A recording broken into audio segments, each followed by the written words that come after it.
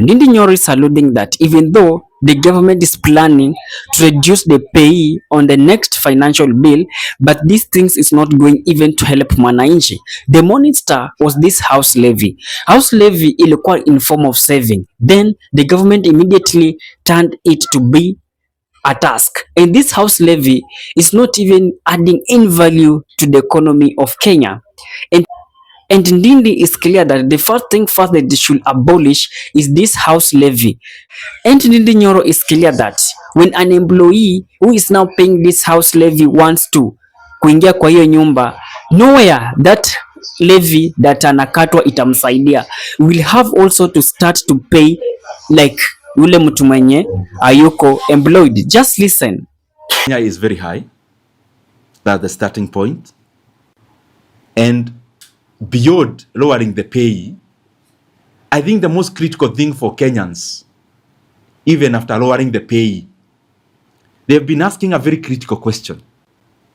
Why are we perpetually paying for housing levy? Money that is never counted when it comes to owning a home. So even beyond the pay, the government must go ahead and actually remove some of these levies that have proven that they are actually not working for the economy. If you look at the construction sector, especially in 2024, it is very clear that the housing levy is not going in the same direction as the growth in the construction sector, basing on 2024. 2025 was different because, of course, there was already a decline in 2024.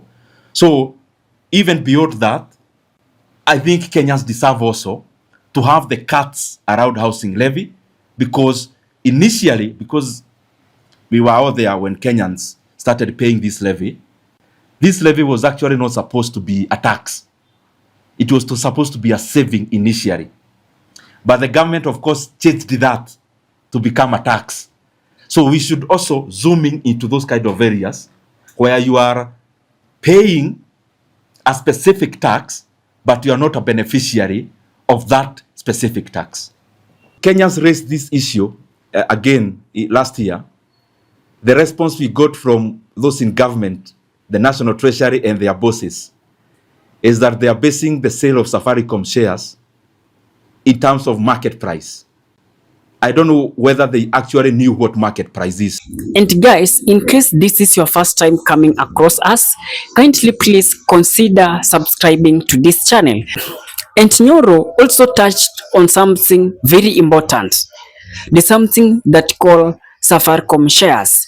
Akasema, there is no way the government of Kenya is going to sell the shares of Safaricom to foreigners. It's better Wakenya wenyewe wanunue their shares na zibaki among us.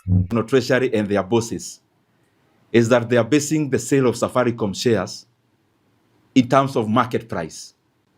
I don't know whether they actually knew what market price is, because by the time they were talking about market price, the sale of Safaricom share at 34 shillings, other transactions were happening off the market, just like Safaricom. Those kind of transactions are called off-the-market transactions. One is NCBA. Before the announcement of the transaction in NCBA, the price was trading at below 70 shillings. That is the last quarter of last year. But the transaction price of NCBA to Netbank was over 102 shillings per share. And therefore, these things Kenyans know them. So I would request those in government to kindly shelve off those stale narratives to Kenyans.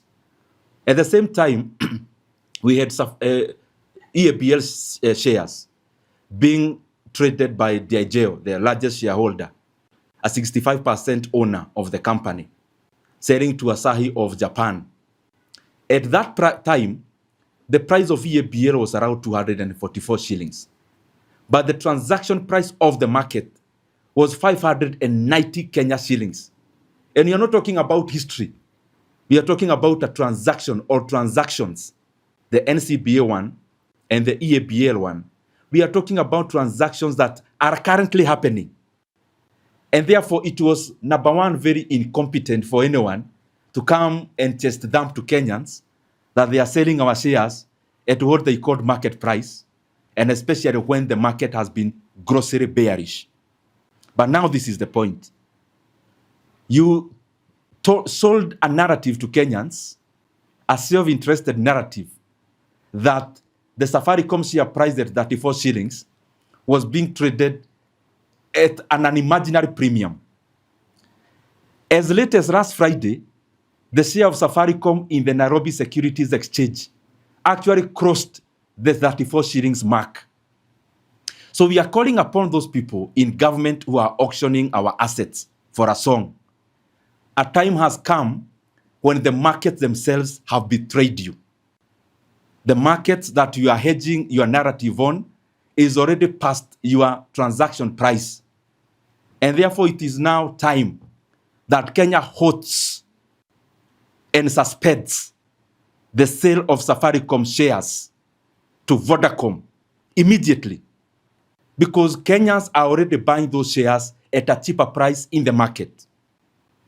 And if the government is going to listen to common mwananchi, or rather listen to what Ndindi Nyoro is saying, then he is ready now to expose the numbers of director of Vodafone, CEO, so that Kenya can now engage with them directly. And you know the nature of Kenyans. Are they going to engage with this director and CEO of Vodafone? I think Kenyans wanaenda kuwasalimia to ensure that they should not engage with this government whatsoever in any business that pertaining Safaricom shares. This, we are giving you time to respond to issues that Kenyans are raising.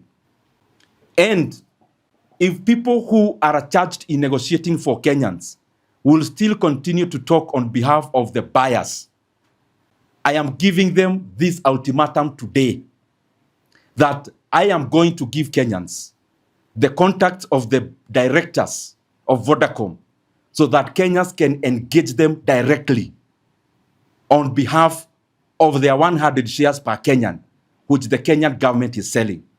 So we are going to give the number of the chairman of Vodacom, Justice Saki Makozoma, and the CEO of Vodacom, who was here actually to sign the deal, Mr. Shamil Aziz Josub. So if the people in government cannot competently address the issues Kenyans are raising, Kenyans have their phones and they have the ability to engage our buyers in a competent discussion so that they stop taking Kenyans for granted and our assets for granted. And guys, on that, are you in agreement with Ndindi Nyoro? You know, and some people may say that Ndindi Nyoro is fighting the government with reason that he is not now part of that government. But truth to be told, if something is going messy, let's say this thing's going bad, so that we can rectify early. Kama ni shares, wewe pia hata nunua share mbili zako zikwe kule Safaricom kuliko kwenda kuuzia kampuni nyingine huko juu. Ama unafikiria aje? Hata kama atasema share moja ende na 70 bob, 1000 yako ukinunua kule share, wewe pia useme niko na share Safaricom, wa Kenya to own Safaricom. That will be something good for me and you, but not to go and benefit the other countries. I think for that I do agree with Ndindi Nyoro 101%. What is your thought, guys? Drop it in the comment section. I'll be doing my best to read it and giving you a response. And with that, peace and love.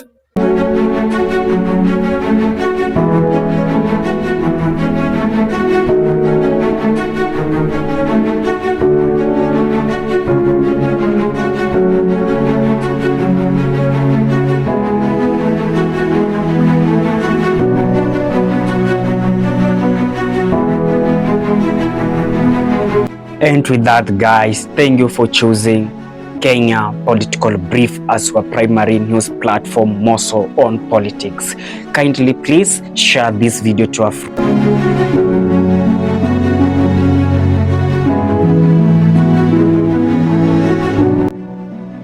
If politics is your passion, this is the place you really wish to be. Kindly subscribe. Bye bye.